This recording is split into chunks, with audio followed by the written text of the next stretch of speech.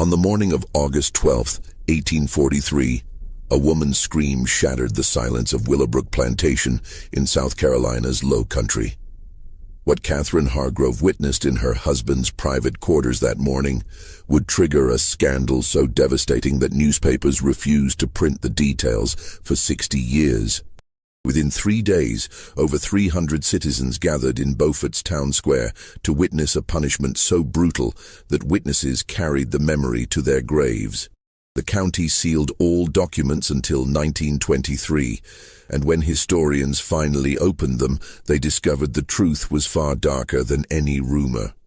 This was not just about betrayal. It was about the complete destruction of a man's soul, orchestrated by the one person who knew exactly how to weaponize an entire community's rage.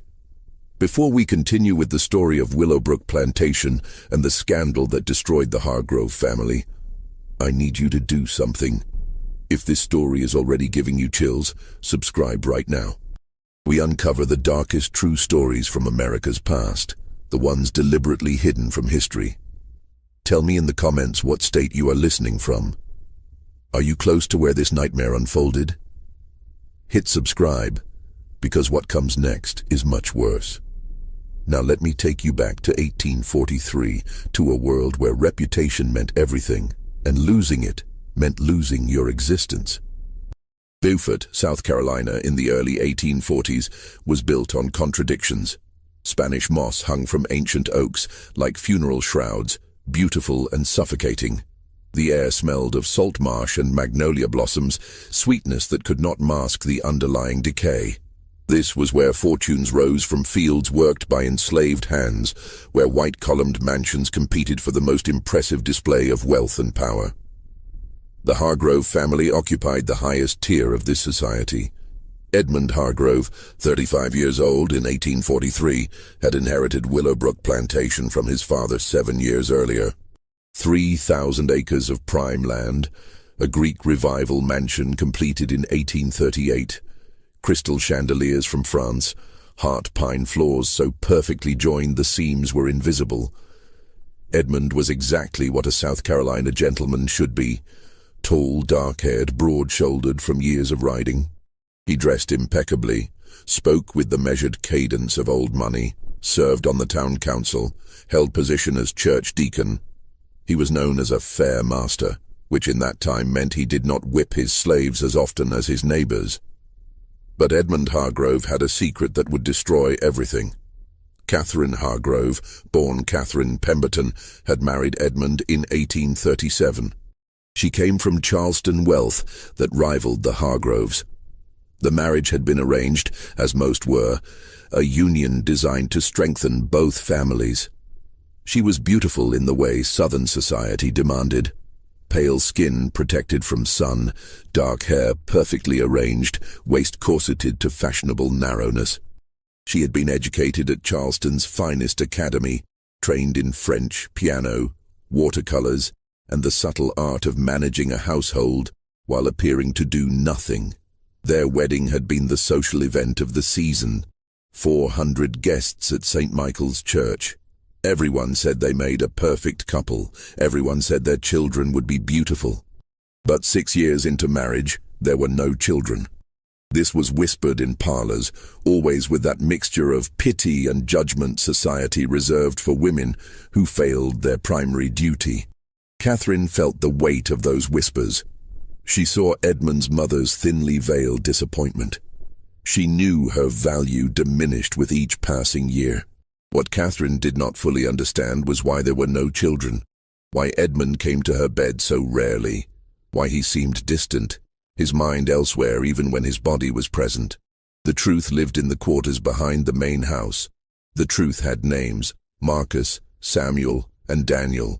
Marcus was 24, son of the plantation's head cook, light-skinned with features that hinted at mixed ancestry no one spoke of openly. He had worked in the main house since 15, first as footman, then as Edmund's personal valet. He was intelligent, able to anticipate needs before they were spoken, moving through the house like a shadow. Samuel was 26, working the stables. Darker than Marcus, muscular from physical labor, with hands equally skilled at managing horses and repairing leather. He had quiet dignity, an inner strength slavery could not quite break. Edmund had noticed him 3 years earlier, begun finding reasons to visit the stables more frequently. Daniel was 21, a house carpenter skilled at detailed woodwork the plantation required. He was slight, almost delicate, with long fingers and an artist's eye. He rarely spoke, his voice soft and careful when he did. He had learned early that invisibility meant survival. Edmund had been careful, so very careful. He met them separately, never together, always late at night in the East Wing where Catherine never ventured. That section was supposedly being renovated, closed off, unused. Edmund had created a sanctuary there, a room with its own entrance from the gardens, simple but comfortable furnishings, a large bed, heavy curtains, a lock, oil lamps casting soft, forgiving light. For 3 years this arrangement continued. Edmund maintained his public persona perfectly. Church every Sunday. Business conducted with ruthless efficiency. Smiles at his wife across dinner tables. And late at night, while Catherine slept in her separate bedroom as was proper, Edmund descended the servants' stairs and crossed through darkened gardens to the East Wing, where one or more of the 3 men would be waiting. These men had no choice. They were property. When their master summoned them, they came. Whether they felt desire, fear, resignation, or complicated mixtures of all 3, their feelings were irrelevant. Survival meant compliance. Refusal meant punishment, sale, separation from family. So they came, when called, kept silent, told themselves they were at least safe from field work that broke other men's bodies, at least had slightly better food, slightly better clothing, small privileges Edmund granted in exchange for their silence and their bodies. But secrets, no matter how carefully guarded, reveal themselves eventually. In a house where dozens of enslaved people moved through shadows, where wives lay awake listening to creaking floorboards, where jealousies and resentments simmered beneath every interaction, a secret this big could only stay hidden so long. Catherine had noticed things, small things at first. Edmund always locking the East Wing door. Him seeming energized certain mornings, almost cheerful, after weeks of distant moodiness. Marcus moving through the house with particular tension, eyes never quite meeting hers.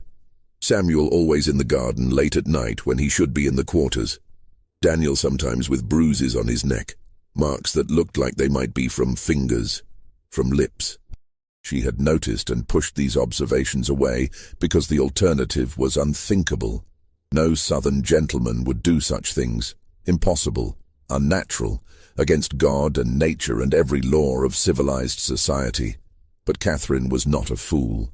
She had been raised in a world where women learned to observe, to read subtle signs men thought they were hiding.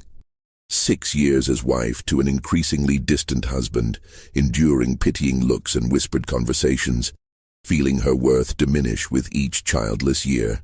And slowly, like water seeping through foundation cracks, truth had begun penetrating her carefully maintained denial. On the night of August 11th, 1843, Catherine made a decision. She would know the truth.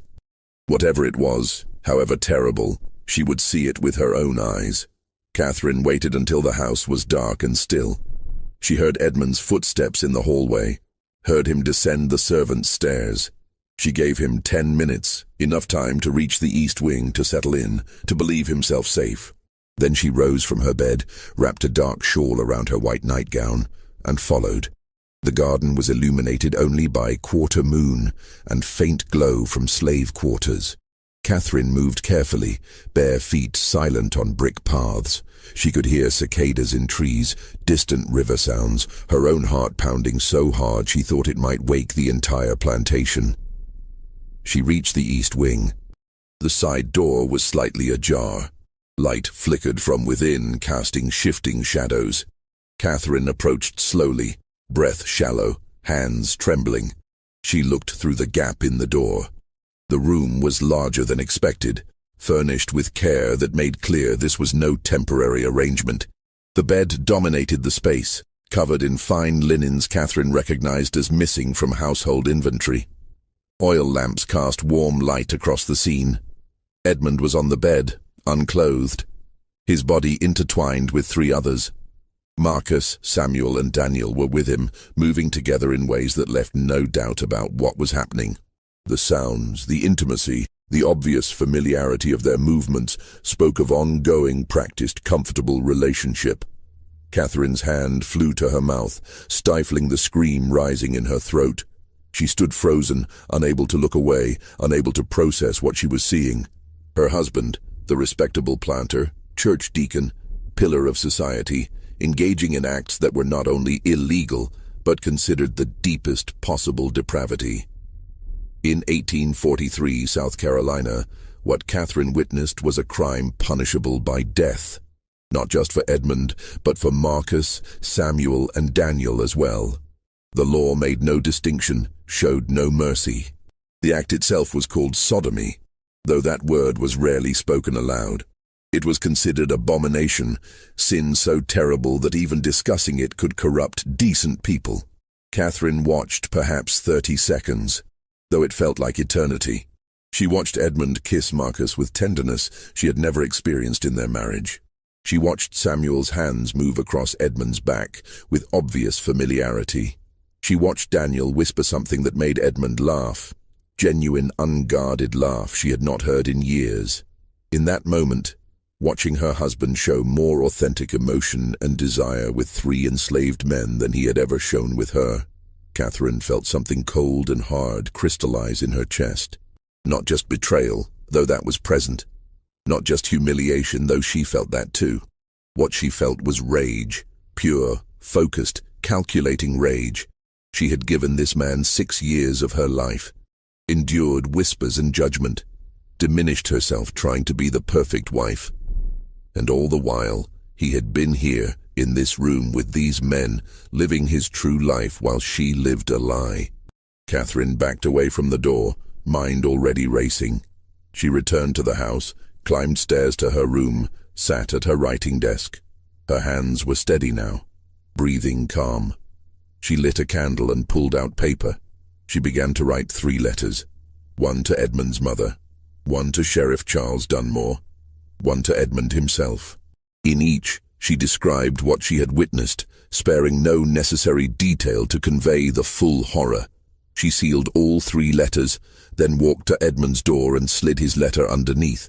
She returned to her room and lay in bed, fully dressed, waiting for sunrise. Edmund found the letter at dawn. He picked it up, broke the seal, read. Color drained from his face. Hands began shaking. He read 3 times, as if repetition might change the words. Catherine had seen him. She knew everything. And she had already written to the sheriff and his mother. Edmund's first instinct was panic. Run. Saddle a horse. Ride north. Disappear. But where would he go? He was a plantation owner whose entire identity was tied to this land. He had no skills beyond managing enslaved labor and maintaining social position. Without Willowbrook, without the Hargrove name, he was nothing. His second instinct was denial. Perhaps he could convince Catherine she misunderstood. But even as these thoughts formed, he knew they were desperate and foolish. Catherine had described details proving beyond doubt she had witnessed exactly what she claimed. His third instinct was rage. How dare she threaten him? But that rage died quickly, because Edmund knew the truth. He had betrayed her, lived a lie, and in the rigid moral universe of antebellum South, what he had done was unforgivable. He walked to Catherine's bedroom and knocked. No answer. He tried the handle. Locked. He knocked again, harder. "Catherine, we must talk, please." Her voice came from behind the door, calm and cold. "There is nothing to discuss, Edmund. The letters have been sent. Sheriff Dunmore will arrive within the hour. Your mother shortly after. I suggest you use whatever time remains to make peace with God, since you will have no peace in this world." Edmund pressed his forehead against the door. "Please, Catherine, I can explain. Explain how you have spent 3 years defiling yourself and your slaves.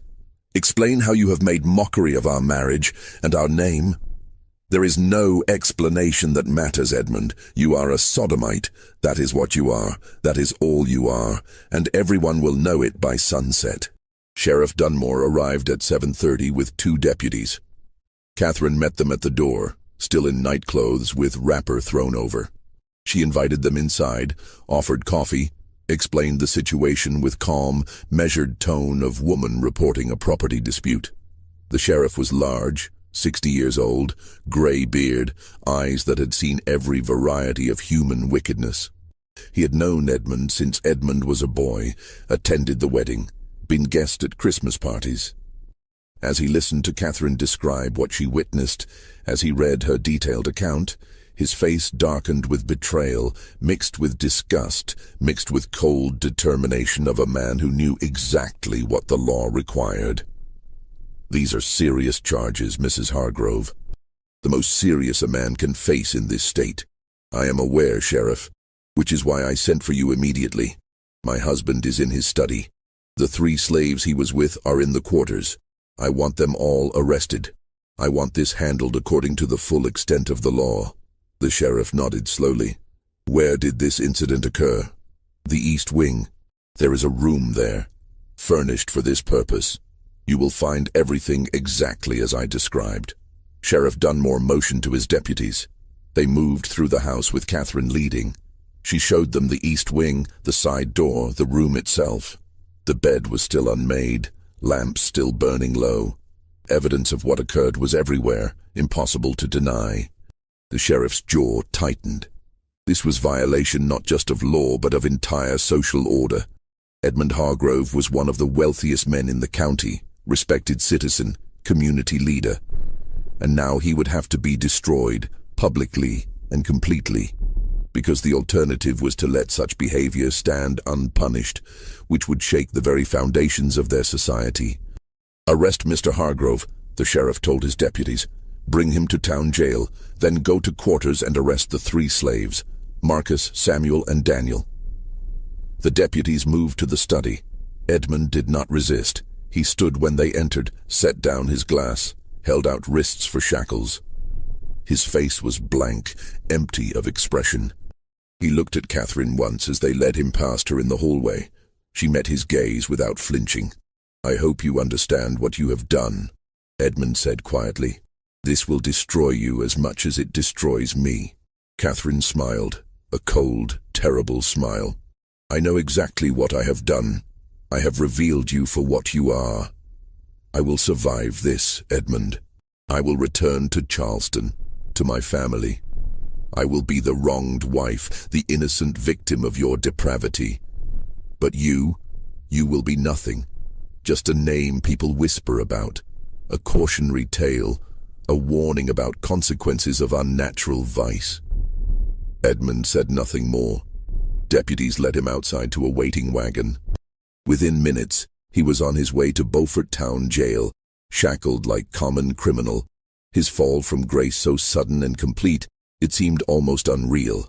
Marcus, Samuel, and Daniel were taken from quarters in chains. Their families watched in silent horror, understanding their loved ones were caught in something that would likely end in death. In 1843, South Carolina, slaves had no legal defense against such charges. If a white man claimed they participated in sodomy, their guilt was assumed. By noon, all 4 men were locked in separate cells. By evening, everyone in Beaufort knew. The news spread like wildfire, whispered in shops and parlors, discussed in horrified tones over dinners, debated in taverns. Edmund Hargrove, the respectable planter, was a sodomite, caught in the act with 3 male slaves.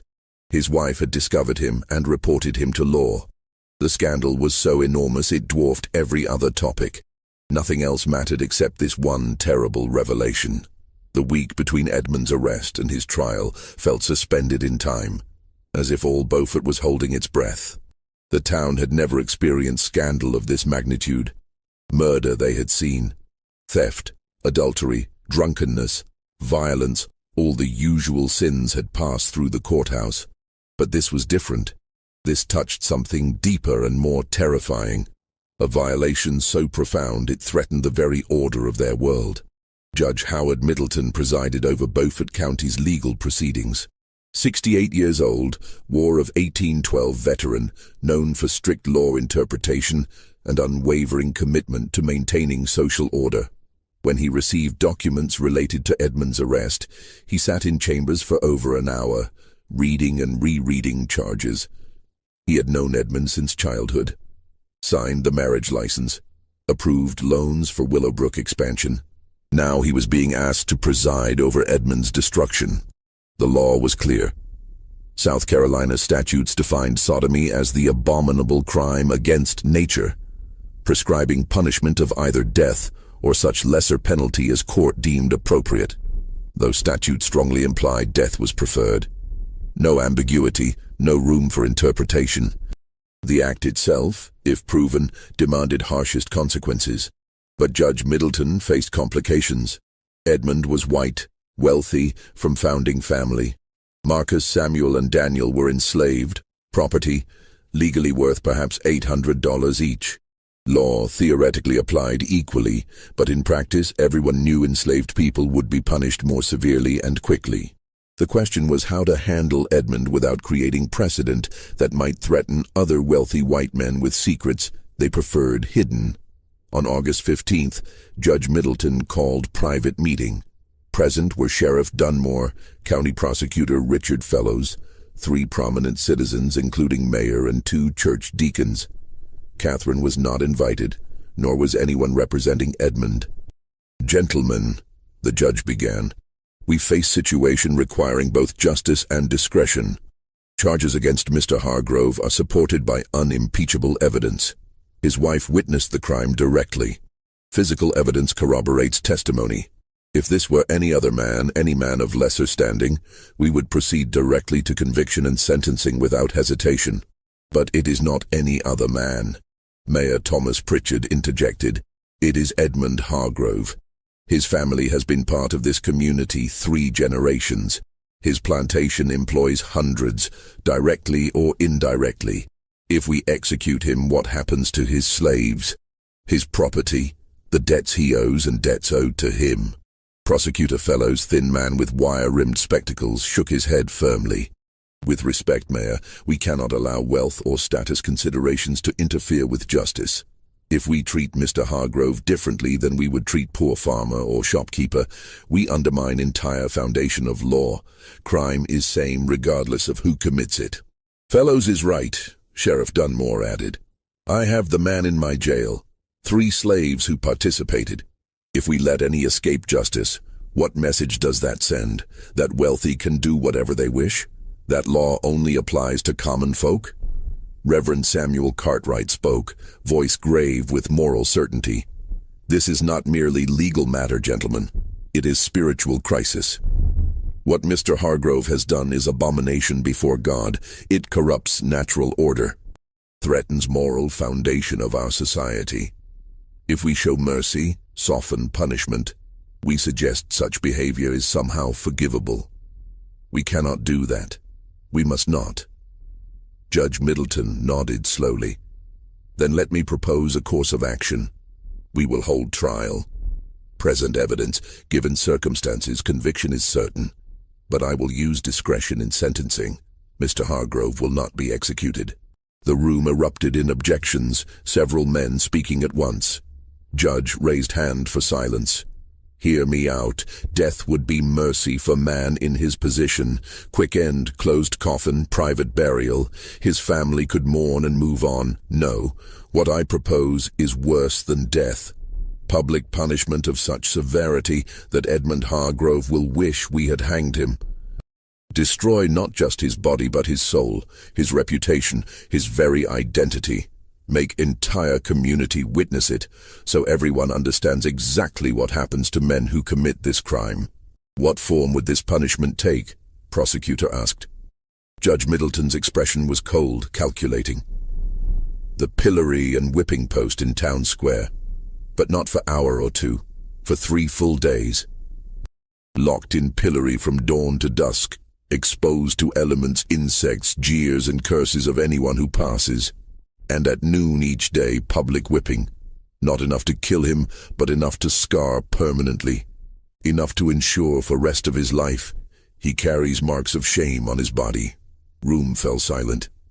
Even men most insistent on harsh punishment seemed taken aback by brutality of proposal. "And the slaves?" Reverend Cartwright asked quietly. "They will be hanged," Judge said without hesitation. "They are property who corrupted their master. They seduced him into depravity. They will serve as example of what happens when slaves step beyond their place. Executions will precede Mr. Hargrove's punishment by 1 day, so he knows what his actions have cost them." Sheriff Dunmore frowned. "That is not just, Your Honor. By all accounts, Hargrove initiated these relationships. Slaves had no choice, could not refuse their master. Justice and necessity are not always aligned, Sheriff. Law requires all participants in sodomy be punished. More importantly, white citizens need to see natural order restored. White men may fall, but they fall from great height. Slaves who participate in such acts must be eliminated entirely. It is harsh, but only way to maintain control." Men exchanged glances. Slowly, reluctantly, they nodded agreement.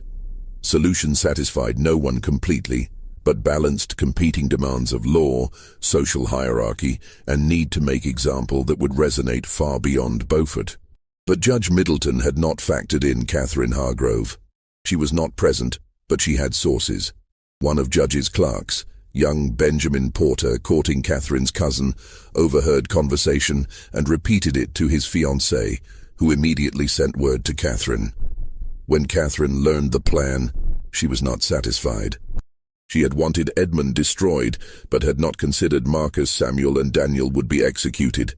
Despite everything, despite her rage, she understood these 3 men had been trapped in an impossible situation. They were property, had no choice but to obey master's commands. To execute them for Edmund's depravity seemed like miscarriage of justice, even by twisted standards of slave society. But Catherine also understood something else.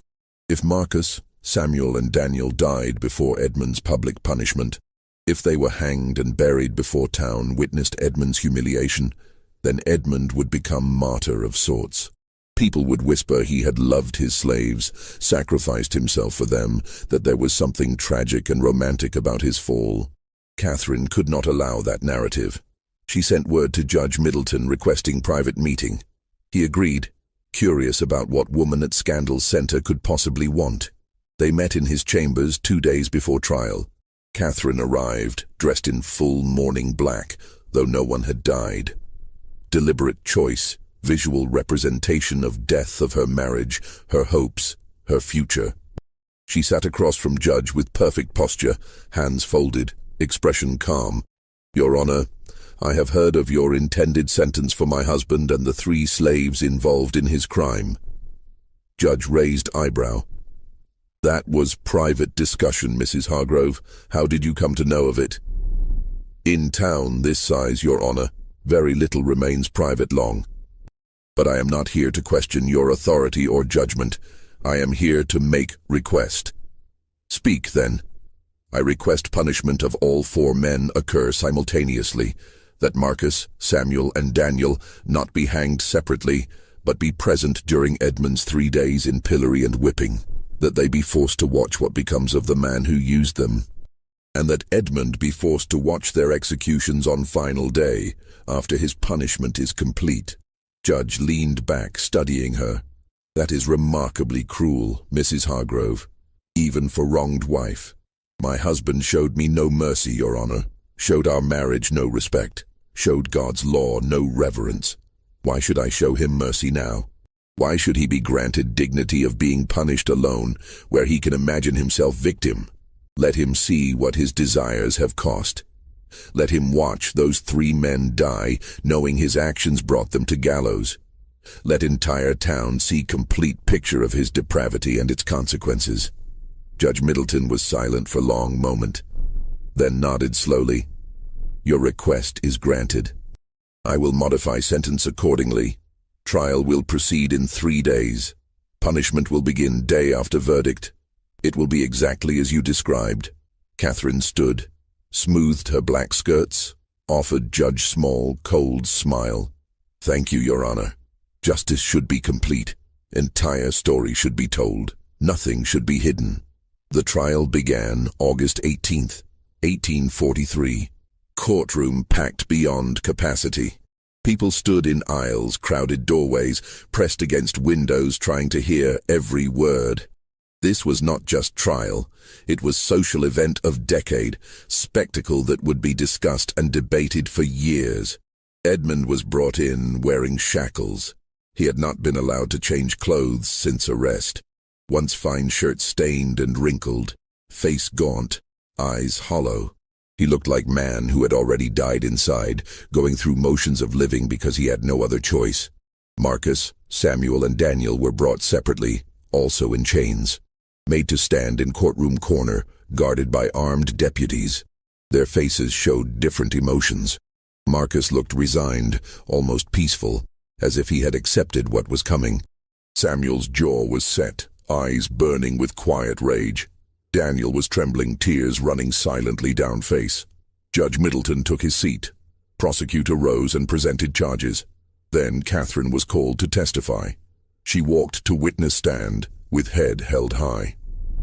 Wore dark gray now, still mourning colors but slightly less severe.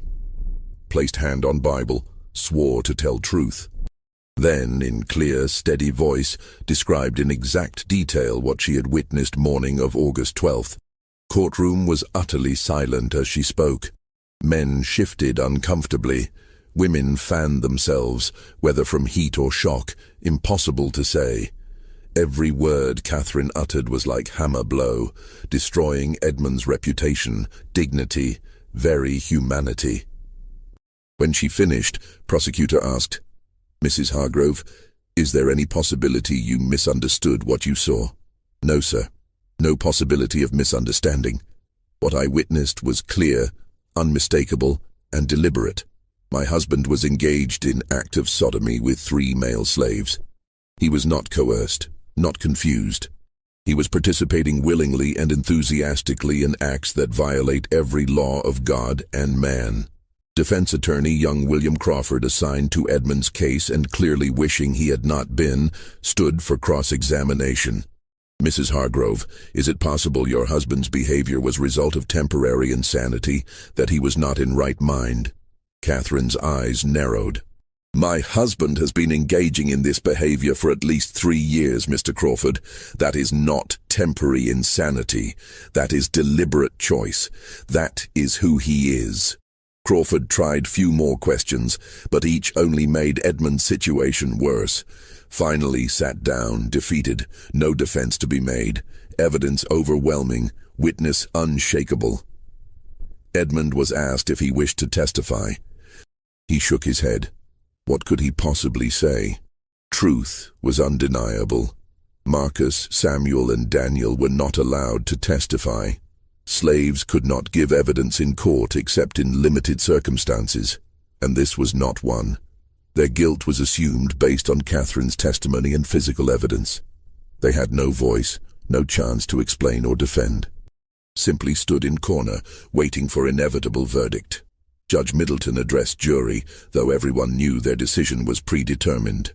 "Gentlemen of jury, you have heard testimony, seen evidence. Law is clear on this matter. Sodomy is crime of highest order, abomination that threatens moral fabric of our society. You must now determine whether accused are guilty of this crime." Jury deliberated less than 10 minutes.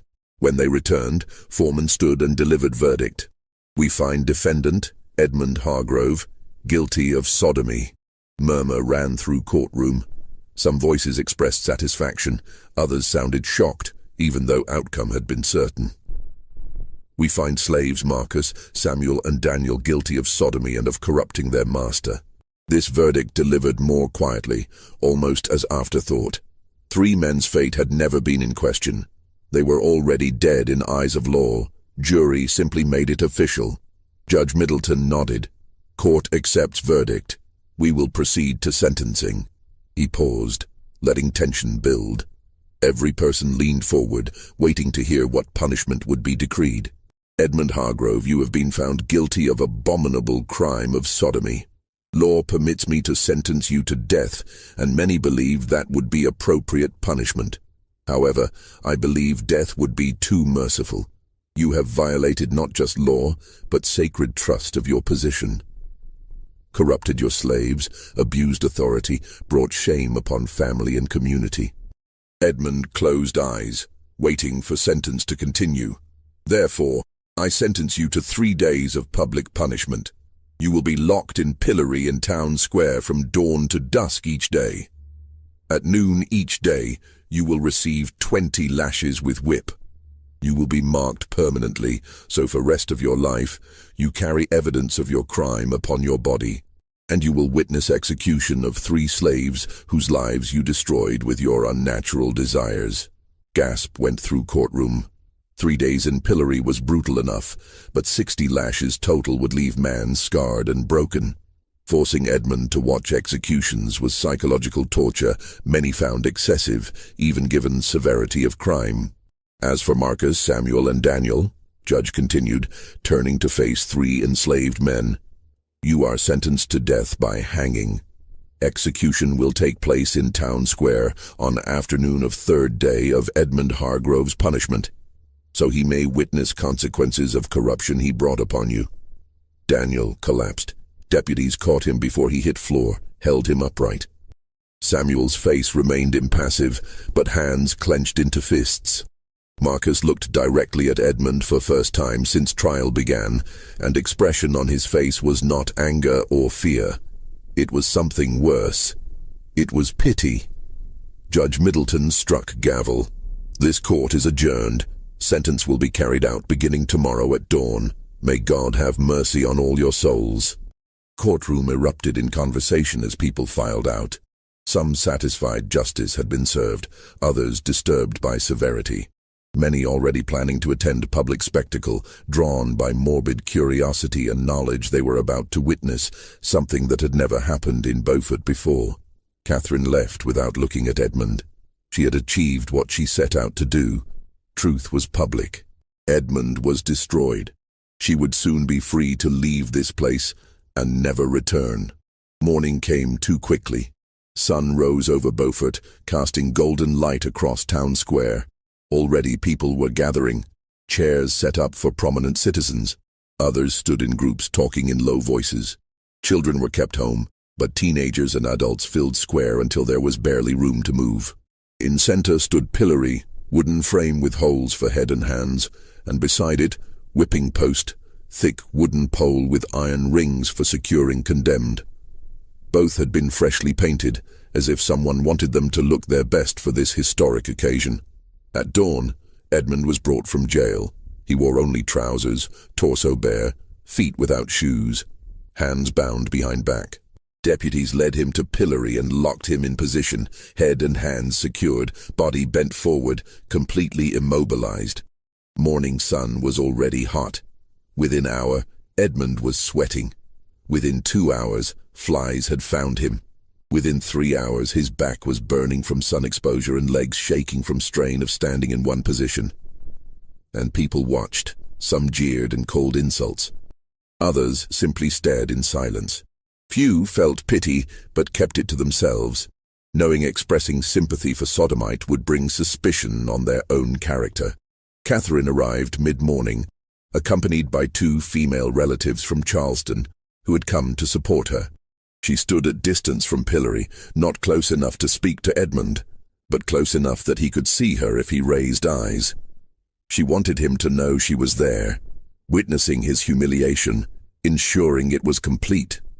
Marcus, Samuel, and Daniel had been brought from jail and forced to stand at square's edge, chained together, guarded by deputies. They watched Edmund's punishment with varying reactions. Marcus kept expression neutral, showing nothing. Samuel watched with grim satisfaction, glad to see man who used him now suffering. Daniel could not watch at all. He kept eyes on ground, unable to bear sight. At noon, real punishment began. Sheriff Dunmore approached pillory with long leather whip. Crowd fell silent, every eye fixed on scene about to unfold. Edmund Hargrove, Sheriff announced loud enough for everyone to hear. You have been sentenced to 20 lashes. May this punishment serve as reminder of consequences of your crime. and as warning to any other man who might be tempted to follow your path. Edmund's body tensed. He had been whipped once as child, few strokes for childhood mischief, but that had been nothing compared to what was coming. He tried to prepare himself, but there was no preparing for this. First lash came without further warning. Leather strip cut across Edmund's bare back with crack that echoed across square. Edmund gasped, but did not cry out. Thin line of red appeared on his skin. Second lash followed quickly. Then third. By fifth lash, Edmund was groaning with each blow. By 10th, he was crying out, unable to maintain composure. By 15th, he was sobbing, body shaking with each impact. Skin on back was torn in multiple places, blood running down to soak into waistband of trousers. 20th lash finally came. Edmund sagged in pillory, held upright only by wooden frame imprisoning him. Crowd was silent now. Initial excitement of witnessing punishment replaced by uncomfortable reality of watching human being broken. Sheriff Dunmore coiled whip and stepped back. Edmund would remain in pillory until sunset, still exposed, still suffering, but at least whipping was over for today. He drifted in and out of consciousness as afternoon stretched endlessly. People came and went, some staying hours, others just passing through to see spectacle with own eyes. Finally, as sun approached horizon, Sheriff returned. He unlocked pillory, and Edmund collapsed immediately, unable to stand. Deputies caught him, dragged him back to jail, where doctor had been ordered to examine him and ensure he would survive to endure next 2 days. Second day began exactly like first. Edmund brought out at dawn, locked in pillory, exposed to sun and insects and jeers of crowd. His back was mass of scabbed lacerations from previous days' whipping. Every movement pulled at wounds, sending fresh waves of pain through body. Catherine returned as she had day before. She stood in her black dress, face shaded by parasol, watching without expression. People had begun whispering about her, calling her cruel, calling her vindictive. But they also understood her rage. She had been wronged in way few women could imagine. At noon, whipping began again. 20 more lashes across Edmund's already damaged back. This time he screamed from first blow. There was no dignity left, no strength to maintain composure. He screamed and begged and pleaded for mercy, but none came. Law had decreed 20 lashes, and 20 lashes he received. When it was over, Edmund's back looked like raw meat. Doctor would later comment he had never seen man whipped so severely survive, but Edmund did survive, though there were moments when he wished he had not. Third day arrived. Edmund was brought to pillory for final time. His body was barely recognizable. Back covered in blood-soaked bandages, face swollen from sun exposure and insect bites. Legs could barely support weight, but sentence was clear. 3 days in pillory, 3 sessions of whipping. Law would be fulfilled. Crowd that day was largest yet. Word had spread throughout county. People had traveled from neighboring towns to witness conclusion of Edmund Hargrove's punishment and execution of 3 slaves. Square was so packed, the deputies had to form perimeter to keep crowd from pressing too close to pillory and gallows that had been erected overnight. Gallows were simple but effective, wooden platform with 3 nooses hanging from crossbeam. They had been positioned so Edmund, locked in pillory, would have clear view of executions. This was Catherine's final gift to her husband, knowledge that his desires had directly caused these men's deaths, and obligation to watch as they died. Final 20 lashes came at noon. Edmund barely reacted this time. He was beyond screaming, beyond begging. He simply endured, body jerking with each impact, blood flowing freely from reopened wounds. When whipping ended, he hung limply in pillory, more dead than alive. But he was conscious. That was important. Doctor had been instructed to keep him conscious no matter what, because he needed to witness what came next. At 2 o'clock in afternoon, Marcus, Samuel, and Daniel were brought from jail. They walked through crowd, chains clanking with each step. People fell silent as 3 men climbed steps to gallows platform. Minister, Reverend Cartwright, stood on platform, waiting. He held Bible and attempted to offer final prayers, but Daniel interrupted him. "Save your prayers, Reverend," Daniel said, voice surprisingly strong despite fear. "We do not need prayers from God who allowed this to happen. If there is God who sees what is happening here today and does nothing to stop it, then that God is no God at all." Reverend recoiled as if struck. "You blaspheme in your final moments?" "I speak truth in my final moments," Daniel replied. "Something no one else in this town seems capable of doing." Samuel spoke next, looking out at crowd. "You call us criminals, you call us corruptors, but we never had choice. When our master called us, we came. That is what slaves do. We survive however we can. And now you kill us to protect your own sense of order. Remember that. Remember what you did here today." Marcus said nothing. He simply looked at Edmund, still locked in pillory 20 feet away. Their eyes met for a brief moment, and something passed between them, some final acknowledgement of strange and terrible relationship they had shared. Executioner, man named John Kelly, who served as county's designated hangman, placed nooses around each man's neck. He adjusted them carefully, ensuring they would work as intended, then stepped back and waited for signal from Judge Middleton, who stood at base of gallows. Judge looked at pocket watch. At exactly 2:15 he nodded. Executioner pulled lever. Trapdoors beneath Marcus, Samuel and Daniel opened simultaneously. 3 men dropped, ropes went taut, and necks broke with audible cracks that carried across silent square. They died quickly at least. That was only mercy afforded them. Bodies swung gently in afternoon breeze, 3 men who had been property in life and remained property even in death. Edmund watched it all. He watched Marcus die. He watched Samuel die. He watched Daniel die. And something inside him broke that no amount of physical punishment could have broken. He made sound, low wailing cry that seemed to come from somewhere deep inside shattered soul, sound of anguish and despair and guilt that would haunt everyone who heard it for rest of their lives. Bodies were left hanging for hours, as was customary, to ensure death was complete and serve as final warning.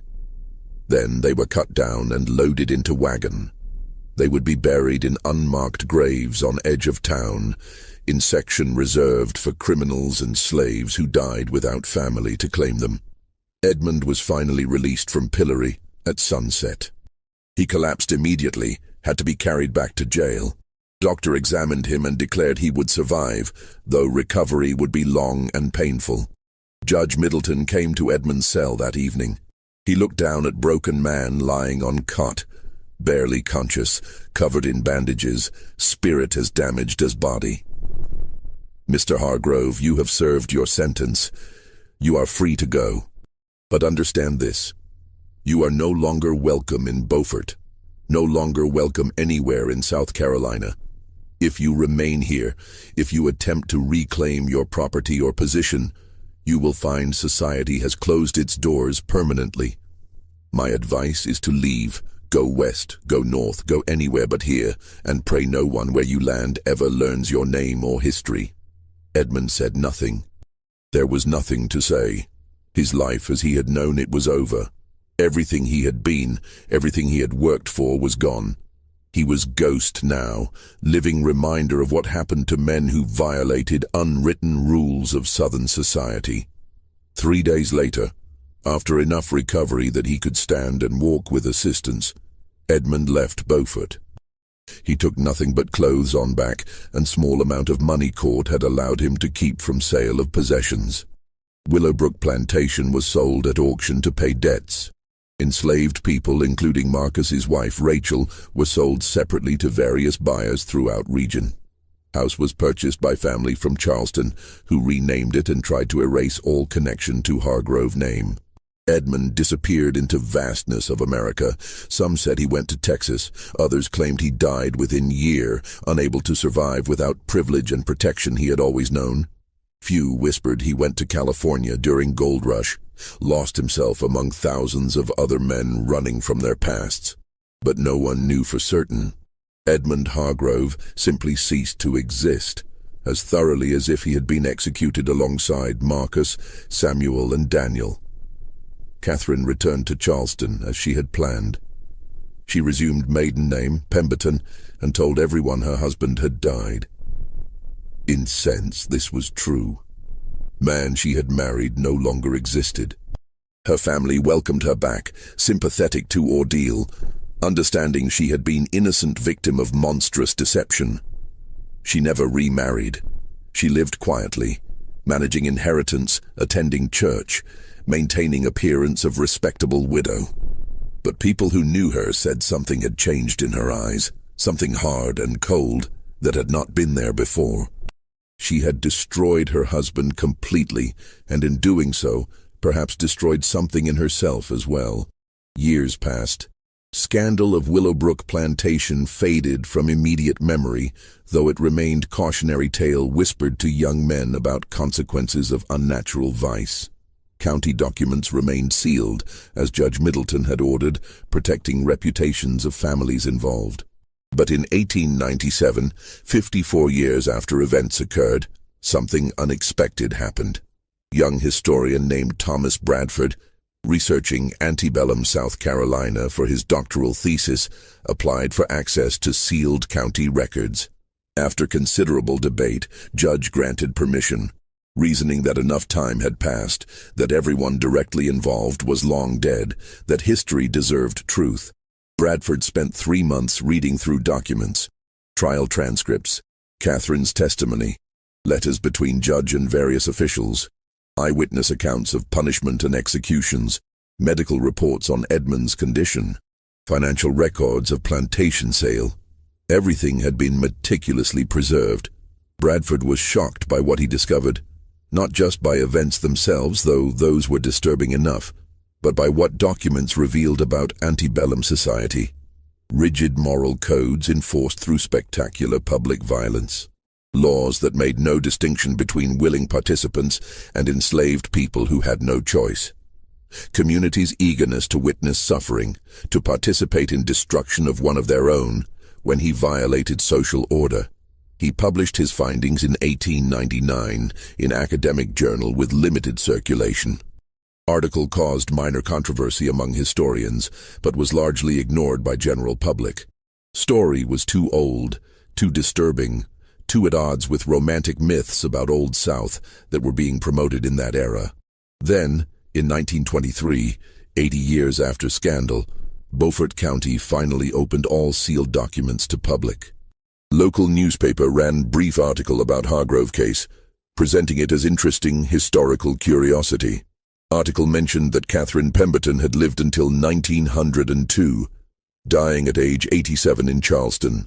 That Edmund Hargrove's ultimate fate remained unknown, that descendants of Marcus, Samuel, and Daniel's families still lived in region, though most had never known full story of how their ancestors died. Article concluded with observation that seemed to miss entire point.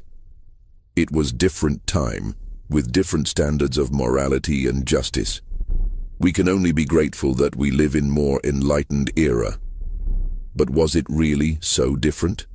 That was a question that haunted few people who truly understood story. Laws had changed, yes. Public executions were no longer permitted. Torture was no longer legal punishment.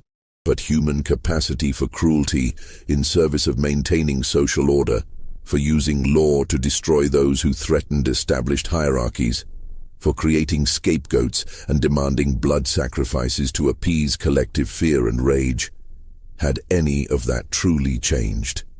In 2015, Small Historical Society in Beaufort erected marker near site where gallows had stood in 1843. Marker acknowledged that 3 enslaved men, Marcus, Samuel, and Daniel, last names unknown, had been executed on this spot for crimes that modern understanding recognized they could not have refused to commit. Marker called it injustice, called it tragedy, called it reminder of laws and social systems that valued property rights over human dignity. Marker said nothing about Edmund Hargrove, nothing about Catherine, nothing about 3 days in pillory or 60 lashes that left permanent scars. That part of story remained too uncomfortable, too complex, too resistant to simple moral lessons about past injustices. because Edmund was both perpetrator and victim. He had used his power to coerce enslaved men into sexual relationships, making him abuser regardless of his own desires. But he had also been destroyed by society that gave him no way to exist as who he truly was, forcing him to hide, to lie, to create secret room where he could be authentic for few stolen hours. Catherine was both victim and perpetrator. She had been genuinely wronged, trapped in loveless marriage, subjected to years of humiliation and judgment.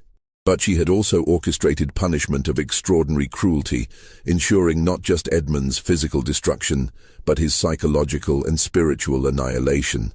Marcus, Samuel, and Daniel were purest victims in story, men who had no choices, no power, no voice, who were used and then executed to maintain social order they had no role in creating.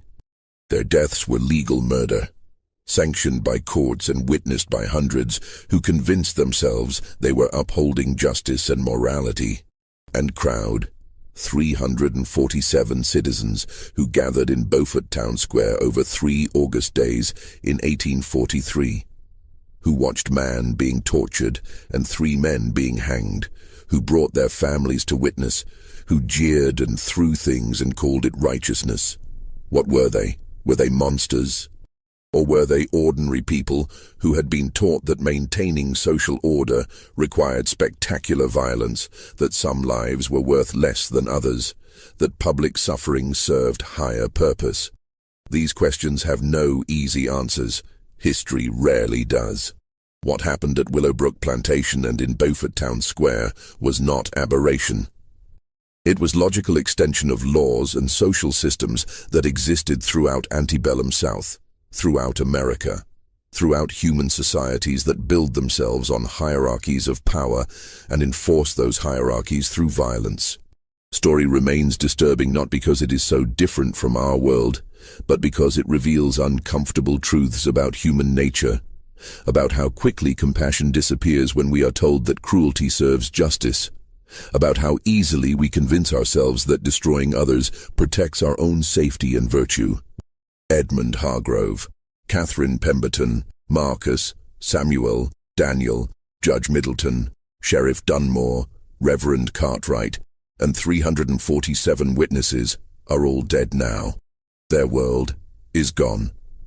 But echoes of what they did, choices they made, violence they perpetrated or witnessed or endured, those echoes remain.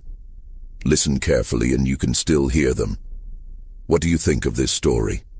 Do you believe everything was revealed? Or are there still secrets buried in Beaufort's past? Leave your comment below. If you enjoyed this dark tale from American history and want more stories like this, subscribe to hit that notification bell and share with someone who loves historical mysteries. See you in the next video, where we will uncover another forgotten nightmare from America's past.